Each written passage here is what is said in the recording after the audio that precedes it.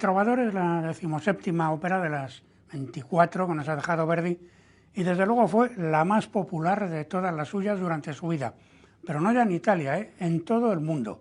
Solamente a partir ya de avanzados los años 60 empezó a compartir esa popularidad con el Fausto de Gounod. Pero vamos, hasta entonces, pues y como el propio Verdi lo dijo humorísticamente en una carta que le escribe a Oprandino Arribavene en el año 62, le dice: si vas a la India o al centro de África, oirás el Trovador. Y lo decía, bueno, con una exageración evidentemente humorística, pero tampoco estaba tan lejano de la realidad.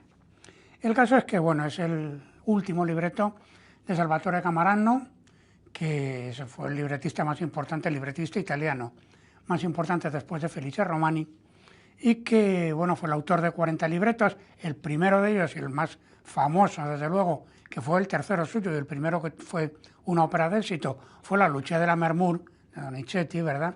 Y para Verdi en concreto, pues hizo Alcira, Battaglia di Legnano y Luisa Miller. Y luego, bueno, pues es la primera de las 3 óperas que Verdi escribe sobre obras de autores españoles. En este caso, El Trovador es sobre Antonio García Gutiérrez, que también es el autor de la obra original de la que parte luego Simón Bocanegra, y la otra es La Forza del Destino, sobre Ángel Saavedra, el duque de Rivas. Entonces, García Gutiérrez era coetáneo de Verdi, había nacido en el mismo año, en el 13, aunque murió bastante antes, murió en el 84, y era de Chiclana, y empezó a estudiar medicina, pero enseguida pensó que lo que le apetecía era hacer carrera literaria. Se vino aquí en Madrid en una situación económica pues muy, en fin, muy lamentable, podríamos decir, pero así todo consiguió entrar en esta tertulia que se llamaba El Parnasillo, que estaba en los bajos del Teatro del Príncipe. Que el Teatro del Príncipe estaba en donde está ahora el Teatro Español, era el teatro que estaba en el mismo espacio urbano, ¿no? Y bueno, pues allí entramos en contacto con todos los literatos importantes que había en Madrid en el momento. Ya había escrito El Trovador, pero no conseguía que nadie se lo quisiera estrenar, y claro, como su situación económica, a pesar de que te hacía colaboraciones en prensa y tal, pues era verdaderamente muy poco estimulante, pues ya desesperado, se enroló en la famosa Quinta de Mendizábal, esta de los 100.000 hombres, aquellos voluntarios en contra de los carlistas. Y estaba pues ahí en un cuartel, me parece que era en Leganés. Y en esas, lo que no había conseguido él, lo consiguió Espronceda, que fue, bueno, convencer a Juan Grimaldi, que era el empresario del teatro, para que cuando se hizo la función de beneficio de un actor cómico muy famoso en la época, que se llamaba Antonio Guzmán, se hiciera aprovechando el estreno, para estrenar precisamente El Trovador. Entonces, bueno, el García Gutiérrez, ya digo, estaba en el cuartel y se escapó del cuartel y se vino al Teatro del Príncipe a ver el estreno de su obra. Y venía vestido de soldado porque no tenía otra ropa. Y el estreno se produjo el 1 de marzo del año 1836, tenía 23 años el autor, y bueno, fue un exitazo, pero absolutamente descomunal. Pero tan descomunal como que fue la primera vez en la historia del teatro en Madrid, en que se llamó al autor a saludar al final de la representación. Esto no había sucedido nunca en Madrid. Y entonces, bueno, pues tuvo que salir a saludar y claro, como no quería salir con la ropa de soldado, porque entonces hubiera denunciado su situación, fue Ventura de la Vega quien le dejó pues una ropa, una levita, ¿no? Le prestó Ventura de la Vega. Esto quien lo cuenta es Mesoneros Romanos en su autobiografía, se llama Memorias de un setentón. Pues ahí es donde cuenta toda esta historia de la levita de Ventura de la Vega. En fin, el caso es que Mendizábal, unos dicen que estaba entre el público y otros que se enteró al día siguiente, pero en todo caso inmediatamente le eximió de la servidumbre militar en vista del éxito que la obra había tenido, ¿no? Entonces el éxito, claro, siguió por el hecho de que se hicieron muchísimas parodias. Incluso se hizo una zarzuela con la música de Andrés Porcel, y entre esas parodias hay una famosísima de los años 60 debida a Serafí Pitarra, o sea, el creador del teatro catalán, vamos, que se llamaba en realidad Frederic Soler, como se sabe, que se llama Lo Cantador, y que, bueno, es de los años 60, que además es muy divertida, y como él mismo la llama, era una gatada, como dice, engatada caballeresca, del catalán que ahora es parla el carrer. Porque claro, él incorporaba sobre todo el lenguaje popular al teatro. Esto de Gata da viene porque la compañía con la que la hizo, con la que la representó, se llamaba La Gata. Y entonces la palabra gata ha tenido tanto éxito que incluso en los diccionarios de catalán ahora ya está incorporada, pues no como la camada de los gatos, que es lo que quería decir originalmente la palabra, sino con el sentido de parodia, de burla, en fin, que era efectivamente la obra de Pitarra, ¿no? Que tiene, por cierto, una famosa estatua allá al final de las Ramblas, en Barcelona. Bueno, mientras tanto, pues García Gutiérrez se fue a Cuba trabajando como periodista, luego a Yucatán, luego volvió a España, entró en el Partido Progresista y le nombraron diplomático. Estuvo en varios lugares, en París, en Bayona, en Génova. En Génova precisamente es donde conoció toda la historia de Simón Bocanegra, con la que luego haría una famosa obra de teatro que, en fin, no tuvo el éxito del Trovador, pero que tuvo mucho éxito también, y es precisamente de donde partirá luego la ópera homónima de Verdi, ¿no? Y, en fin, acabó sus días como director del Museo Arqueológico. También fue además libretista de zarzuela, hizo el libreto del Grumete de Arrieta y algunas para Barbieri, concretamente La espada de Bernardo y El robo de las Sabinas. Entonces la primera noticia de la ópera está, vamos, que tiene relación con la ópera de Verdi, está en una carta que Verdi le escribe a Salvatore Camarano en febrero del año 51, es decir, cuando está en Venecia preparando el estreno de Rigoletto. Y en esa carta le dice otras cosas, pero le dice, hágase usted con un ejemplar de una obra de un autor español que se llama El Trovador. ¿Cómo había llegado Verdi al conocimiento de la existencia de la obra de García Gutiérrez? Es algo que hoy seguimos sin saber. Y luego hay otro dato, es una carta ya posterior de la mujer de Verdi, Giuseppina Strepponi, que le escribe también a Camarano metiéndole prisa para que fuera entregando el libreto, y le dice «Spicciati a dare il nostro trovatore». Entonces esto, o sea, apresúrate a dar. Esto de il nostro, pues muchos lo han interpretado como que es que la obra entró al conocimiento de Verdi y de Camarano a través de la mujer de Verdi, ¿no? De Giuseppina Strepponi. También hay otros que dicen que es que la que hizo una versión italiana del texto original fue ella. Bueno, fuese como fuese, el caso es que Verdi había tenido conocimiento de ello, no sabemos cómo, pero a fin de cuentas se le había estrenado ya 2 óperas en Nápoles. Había hecho Alcira y Luisa Miller, que el libreto, por cierto, es de Camarano, y en aquel entonces Nápoles, bueno, el reino de las 2 Sicilias, estaba bajo administración española, o sea que, bueno, es lógico pensar que lo conociese en algún momento de su estancia o de su paso por Nápoles. Una noticia posterior, que es del 18 de marzo del 51, Verdi le escribe a Alessandro Lanari, que era un importante empresario operístico y que en ese momento llevaba, bueno, por los teatros de Bolonia, entre otros, y en esa carta le dice que le está ofreciendo una ópera que todavía no ha escrito, y le dice que el libreto será, probablemente, espero que sea, de Camarano. Esto es interesante porque quiere decir que Verdi en este momento no tenía un encargo preciso de una ópera.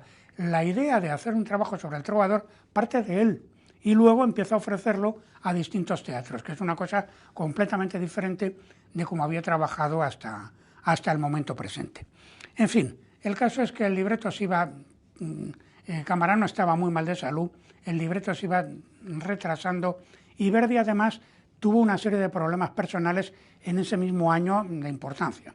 Se murió la madre, es cuando compró la finca de Santa Agata. Todo esto le ocasionó además un enfrentamiento muy fuerte con el padre, porque claro, en aquel entonces, cuando un hijo ganaba una propiedad o compraba una propiedad, todo se sumaba naturalmente a la propiedad paterna, que a la muerte del padre por eso se repartiría o lo que fuese. Pero esto de que el hijo, en este caso Giuseppe Verdi, quisiera tener propiedades completamente independientes de su padre, fue pero un problema verdaderamente grueso. Bueno, si sería un problema gordo, ¿verdad?, que a partir de este momento Verdi, toda la relación que tiene con su padre es a través de abogados.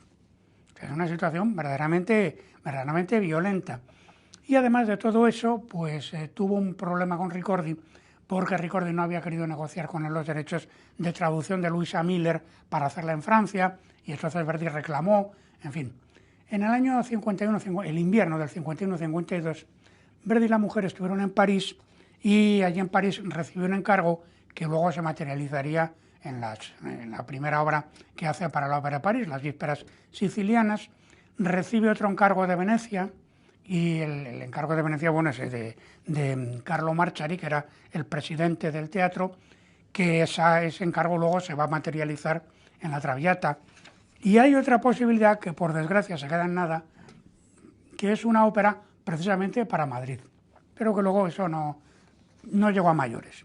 Hay una carta de Verdi a Camarano, cuando ni Camarano empezó a escribir el libreto, ni Verdi, por supuesto, aunque ya debía tener alguna idea de la música, pero de una forma muy abstracta.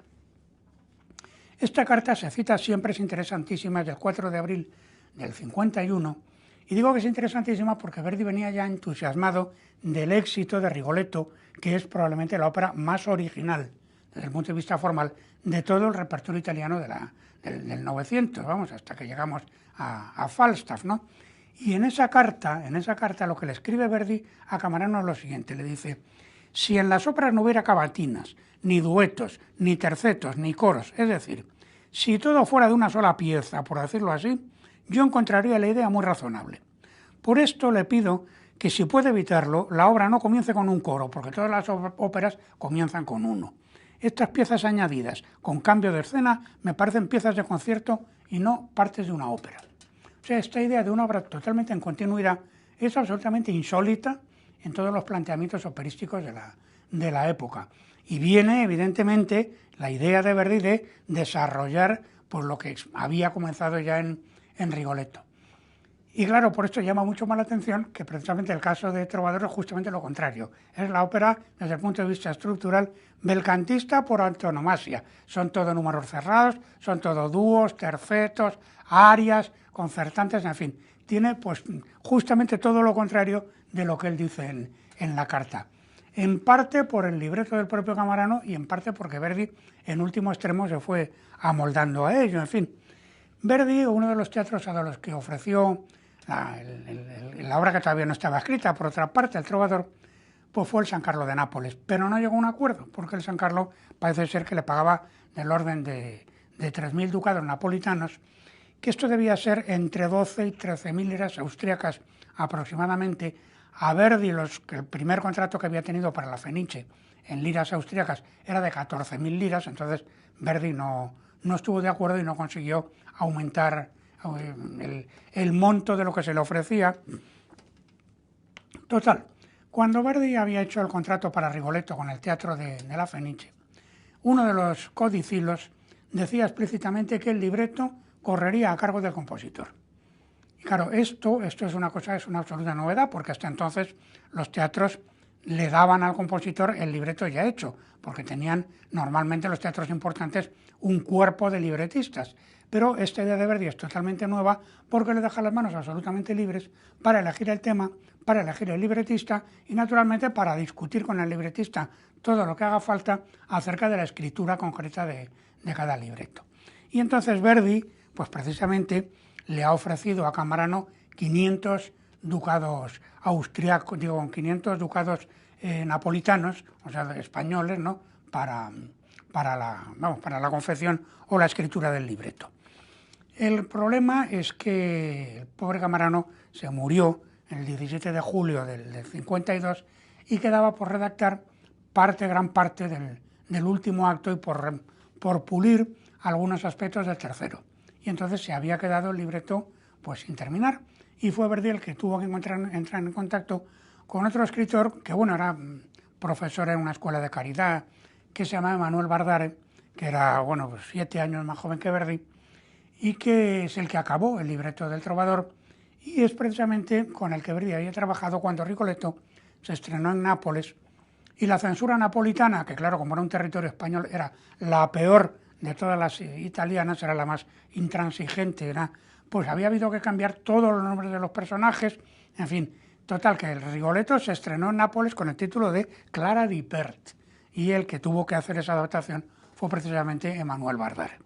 En fin, Verdi le ofreció ya a estas alturas la ópera a Vincenzo Jacobacci, que era el empresario del Teatro Apolo de Roma, y bueno, pues efectivamente allí es donde se estrenó el 17 de enero del 53, Y mientras estaba preparando los ensayos, Verdi se hizo traer un piano a la habitación y cuando venía del ensayo en el teatro se ponía a componer la Traviata, que se estrenó en ese mismo año, en marzo de ese mismo año, en Venecia, ¿no? Vamos, ¿cómo puede componer dos obras de semejante categoría en tan poco tiempo? Pues es una cosa verdaderamente asombrosa. Entonces, a propósito del estreno, la Gaceta Musical de Milán, que era el más importante periódico musical de la época, sobre todo en el norte, ¿no?, escribió que el público, dice, escuchó la obra en religioso silencio, aplaudiendo todos los números y reclamó la repetición del final del acto tercero, o sea, lo de la pira, y todo el acto cuarto. O sea, que el éxito fue pues tan descomunal como había sido el éxito de la obra de teatro de García Gutiérrez, ¿no? Entonces, si sería éxito que ese mismo año, en esa misma temporada del 53, se estrenó en Corfú, en Malta y en Trieste. Y en la temporada siguiente se hizo en 12 teatros, me parece que se hizo en Madrid, se hizo en Barcelona, en Constantinopla, en Atenas, en Odessa, en Viena, en Varsovia, en Lisboa, en Budapest, en París y en Río de Janeiro. O sea, en toda la redondez del planeta, vamos. La frase esa humorística de Verdi de que se podía oír en la India y en el centro de África, pues evidentemente no era tan exagerada como pudiera parecer.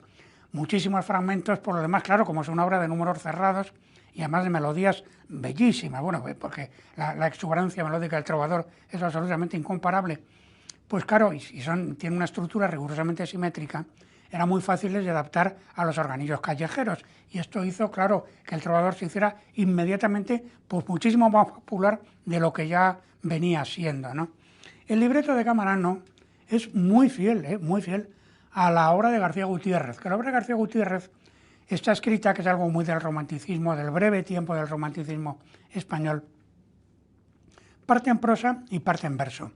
Las partes en prosa, claro, son de los personajes populares, las partes en verso de los personajes aristocráticos, pero también en otros momentos los episodios de tipo narrativo son en prosa también y el verso se deja más bien para las secciones líricas.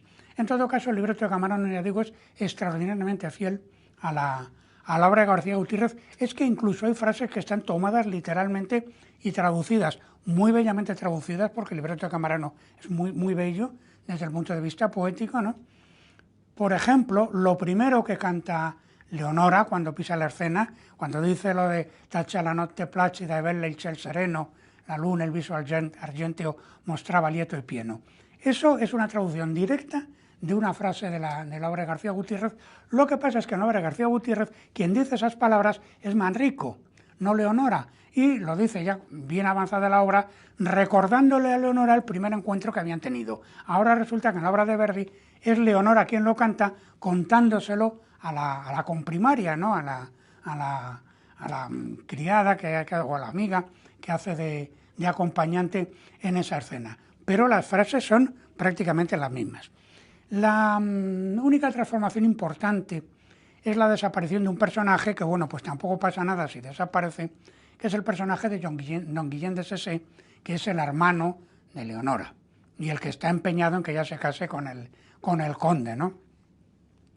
Luego, bueno, el arranque de la obra de García Gutiérrez pues es una conversación entre tres personajes, uno de los cuales narra pues toda la historia del conde de Luna, padre, y la historia de la gitana que había quemado al niño en la hoguera, en fin, estas historias absolutamente truculentas que se cuentan en esta obra. Esto lo ha resuelto Verdi, que es ahora otro personaje, que es Ferrando, quien le cuenta esto a los soldados. Y entonces el coro lo que hace, tiene aquí un papel pues de como simplemente de contestar y de comentar el relato que Ferrando va haciendo, pero prácticamente la estructura es idéntica y se dicen las mismas cosas.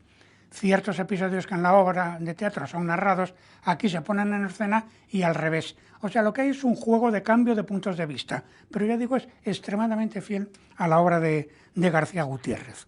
Hay una escena especialmente conmovedora que ese aspecto, digamos, tan emocionante, se le debe a Verdi, al libretista, que es la idea de haber incluido el Miserere. Cuando Leonora, ya en el cuarto acto, pues está en la torre y Manrico está arriba de la torre y no se ven y ella, bueno, está cantando allí su dolor y su desesperación. Y es esa idea de haber introducido el Miserere, que se canta fuera de campo, lo que le da toda la fuerza a la escena, porque claro, es ella, Leonora, la soprano, que está sola en escena, y esa soledad queda más claramente evidenciada porque hay un canto que ocurre fuera de campo, que en interno, que es el del Miserere, pero es que luego la voz de Manrico se escucha también en fuera de campo, pero ahora no en horizontal, sino en vertical, que está en lo alto de la torre. Es como si Leonora estuviera doblemente sola en escena, en la horizontal y en la vertical a la vez. Es claro, una premonición de lo que luego va a ser pues otro momento magnífico del operismo verdiano, que es la escena del juicio en Aida, cuando Amneris está oyendo la condena de su enamorado, y lo está oyendo ella sola, y se desarrolla todo fuera de escena, ¿no? Verdi, bueno, había negociado para el estreno con 3 condiciones. La primera, que la Leonora lo tenía que interpretar Rosina Penco, una soprano del momento que a Verdi le gustaba mucho, y efectivamente así se hizo. Que había que tener otra soprano de la misma categoría para hacer el otro personaje, que era el de Azucena. Verdi escribe un soprano. Este detalle es interesante. Y por supuesto que la censura respetase el libreto. Y bueno, pues la censura respetó el libreto, aunque hizo algunas pequeñas modificaciones. La primera fue que no se podían tocar ninguna palabra que tuviera una significación o un contenido o una connotación religiosa. Por ejemplo, la palabra croce, cruz, desapareció del texto. Otra palabra que tampoco podía figurar, y esto es muy interesante, es el término rogo, la hoguera. Que claro, esto además en el argumento de la obra tiene muchísima importancia, pero la palabra rogo no podía aparecer. Y lo justificaba la censura diciendo que para que no se interpretase como una alusión a la Inquisición. Eso se llama tener mala conciencia, claro. Y luego, bueno, la letra del Miserere, y esto es verdaderamente llamativo. La letra de lo que cantan en el tercer acto, en el cuarto acto, los frailes fuera de campo, dice: Miserere d'un'alma ya vicina alla partenza che non ha ritorno, miserere da lei bontà divina, preda non sia dell'infernal soggiorno. Bueno, pues resulta que la censura lo modificó, y entonces el final de la estrofa, lo que decía en la versión censurada, era: a piedad de lei que se avicina allo esplendor del inmortal soggiorno. Pues si uno se aproxima al esplendor de la morada inmortal, pues no hay que tenerle piedad, habrá que tenerle envidia en todo caso. Es una verdadera incongruencia, pero así es como se cantó en Roma. Luego, naturalmente, se volvió a la versión original. Y luego, claro, bueno, que no se viese el momento del suicidio de Leonora, o sea que ya para tomarse el veneno se tenía que volver de espaldas al público. En fin, desde el punto de vista vocal, desde luego la mayor innovación del trovador es la aparición del personaje de Azucena. Este mezzosoprano de forza, ¿no?, con que tiene que tener un agudo, hasta el do agudo tiene que llegar. Tiene una voz potente, oscura, pero al mismo tiempo tiene que llegar bastante arriba. Bueno, toda la obra es de una dificultad para las 4 voces principales absolutamente excepcional. Esto es un prototipo que se puede decir que Verdi lo inventa aquí, y que luego va a tener continuidad importante en algunas de sus propias obras. Por ejemplo, la Ulrica de Baloy Máscara está en la misma dirección, la Éboli de Don Carlo, la Amneris de Aida, incluso apurando un poco la cosa, la Preciosilla de la Forza del Destino, pues también va en la misma dirección. Quien crea este tipo de voz, esta mezzo, pero al mismo tiempo pues lírica y con mucha intensidad, es Verdi, y luego con el personaje de Azucena. Es un verdadero prototipo dramático de nuevo cuño, ¿no? Y además es que la tópica vocal de la época, porque Verdi había escrito un soprano, no tiene nada que ver con la de hoy. Estos distingos que se hacen hoy de que si la soprano dramática, que es lírica, pero es pinto, todas estas sutilezas no tienen nada que ver con la realidad vocal de la época. Y la prueba está en que cuando la obra al año siguiente se estrena, entre otros sitios, se estrena en Viena, la soprano que estrena el personaje de Leonora en Viena es Mariana Barbieri Nini, que era la misma que había estrenado el personaje de Lady Macbeth en la obra homónima de Verdi. Bueno, pues a ella no le gustaba la cavatina de Leonora del primer acto y le pide a Verdi que se la cambie por otra. Y Verdi se niega, Pero entonces, en una carta, y esto es sorprendente, le dice, pues si no le gusta a usted el personaje de Leonora, cante el personaje de Azucena. Y todavía le añade, si yo fuera una diva, yo preferiría siempre el personaje de Azucena al de Leonora. Hoy que una misma intérprete pueda optar por este personaje o por el otro, nos parece absolutamente descabellado. Y sin embargo, eso era la realidad vocal del momento. En fin, Verdi parece regresar en el Trovador al mismo esquema, el tradicional esquema belcantista, la ópera por números cerrados, pero el Trovador tiene algunas características muy particulares de donde al menos en parte proviene su extraordinaria fuerza dramática. En primer lugar, la concentración estructural, porque la obra son 4 actos, pero cada acto está dividido en 2 mitades que además son opuestas y juegan con ámbitos armónicos opuestos. Y claro, esa oposición entre esas 8 partes de que consta la obra que se van alternando y que además en cada acto tienen más o menos la misma estructura, que es una estructura similar a la de la pareja cavatina-cabaleta, es decir, una parte, bueno, pues de tipo lírico, ¿no?, de tipo elegíaca, y luego una parte de tipo agitado. Bueno, hay un acto en que esto va al revés, pero esa oposición de 4 bloques está regida naturalmente por los dos personajes femeninos que llevan adelante la acción, que cada uno tiene unos ámbitos armónicos independientes, que además nunca cantan juntas, nunca se encuentran y que, ya digo, permanecen en ámbitos totalmente ajenos. El caso de Leonora, pues Leonora son tonalidades con bemoles. Su tonalidad de entrada, y luego en otros momentos, es la bemol menor y luego la bemol mayor. Y después mi bemol y si bemol, pero resulta que mi bemol va a ser la tonalidad de entrada de Manrico. Y si bemol va a ser la tonalidad del Valén del Suo Sorriso, que luego va a cantar el conde. Así es que es como si esos 3 personajes estuviesen ligados en la misma órbita armónica.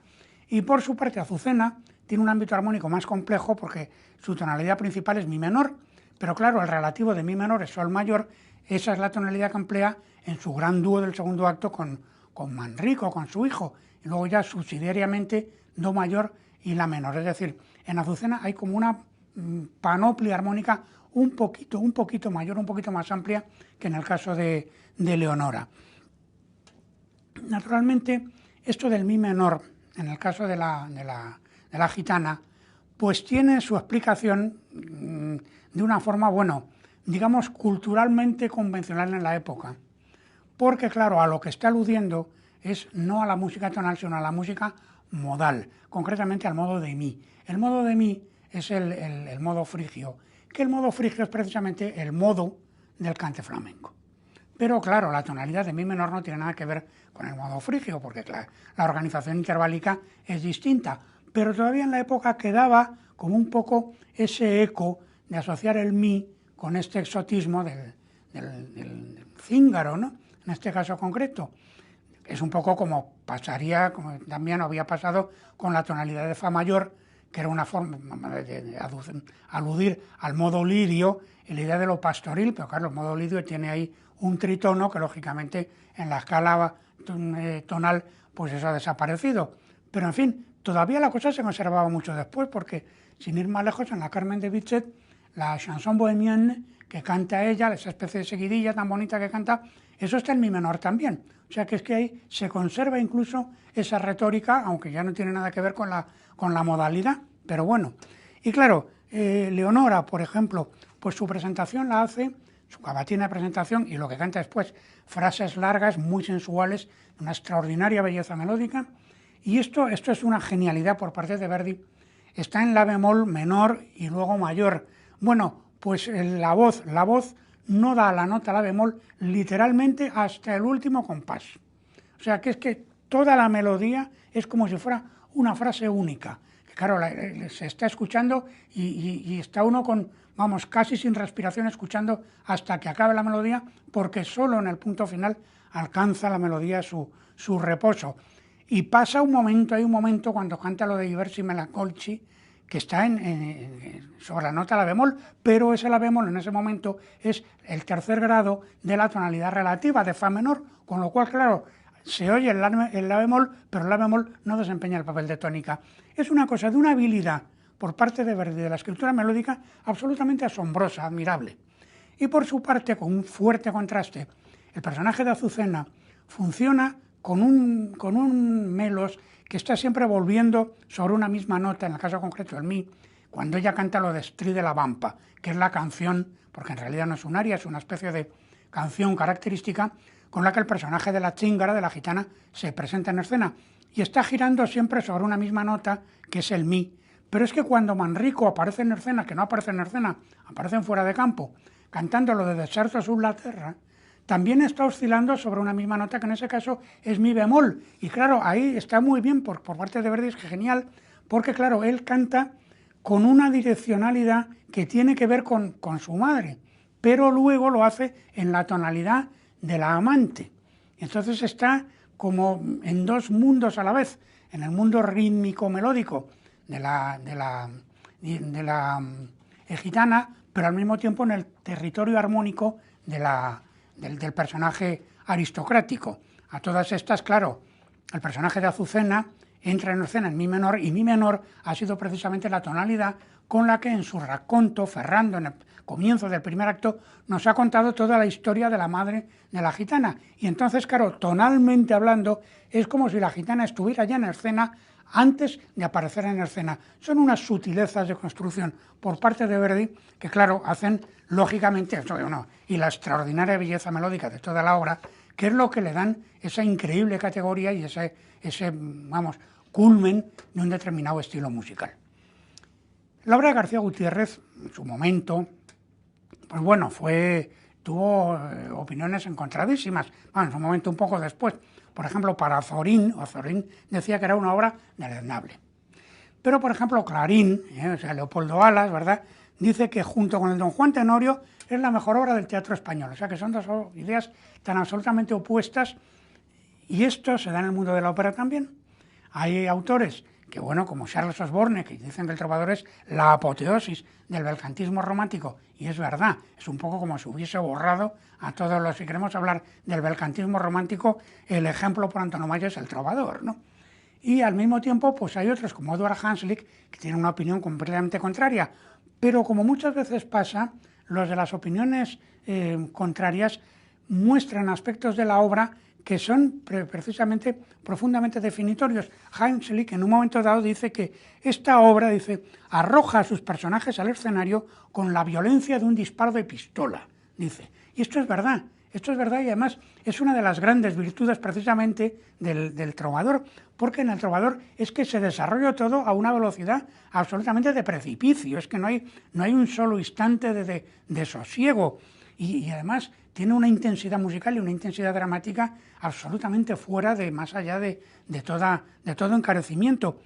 Julian Baden, que es el gran estudioso del operismo verdiano, ha dicho que solamente en el culmen del romanticismo, de la era romántica, pueden considerarse admisibles los hechos de un argumento así, sobre todo en un país como España. Es que efectivamente el argumento del Trovador, pues hay unos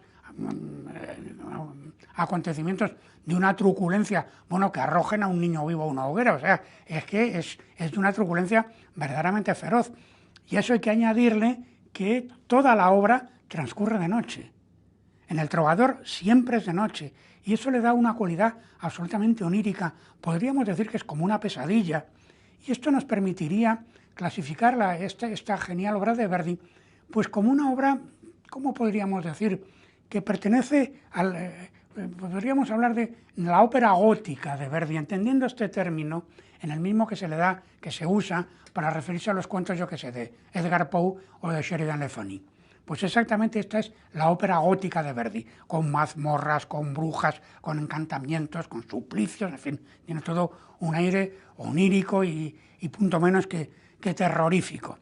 Julian Baden ha insistido muy bien sobre las diferencias estructurales de Rigoletto y de Trovador, diciendo que mientras Rigoletto se desarrolla en gran parte sobre una base de recitativo con la orquesta en primer plano, el Trovador es una explosión de formas líricas cerradas donde la orquesta está confinada a su papel tradicional de acompañar a las voces.